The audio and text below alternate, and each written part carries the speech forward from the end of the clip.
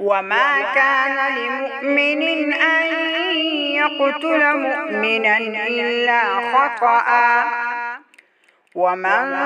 قتل مؤمنا خطأ فتحرير رقبة مؤمنة ودية مسلمة إلى أهله إلا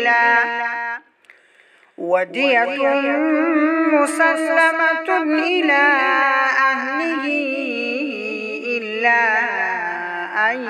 يصدقوا فإن كان من قوم عدو لكم وهو مؤمن فتحرير رقبة مؤمنة وإن كان من قوم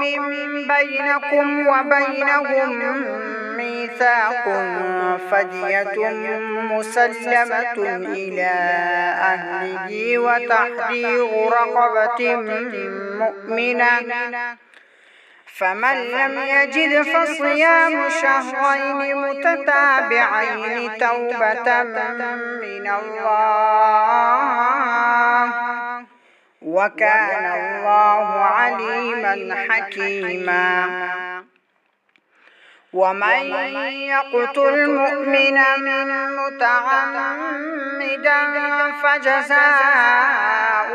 جهنم خالدا فيها وغضب الله عليه ولعنه وأعد له عذابا عظيما يا أيها الذين آمنوا إذا ضربتم في سبيل الله فتبينوا ولا تقولوا لمن ألقى إليكم السلام لست مؤمنا تبتغون عرض الحياة الدنيا فعند الله مغانم كثيرة كذلك كنتم من قبل فمن الله عليكم فتبينوا إن الله كان بما تعملون خبيرا لا يستوي القاعدون من المؤمنين غير أولي الضرر والمجاهدون في سبيل الله بأموالهم وأنفسهم فضل الله المجاهدين بأموالهم وأنفسهم على القاعدين درجة وكلا وعد الله الحسنى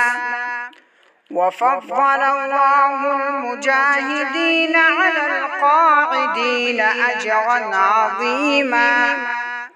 درجات منه ومغفرة ورحمة وكان الله غفورا رحيما.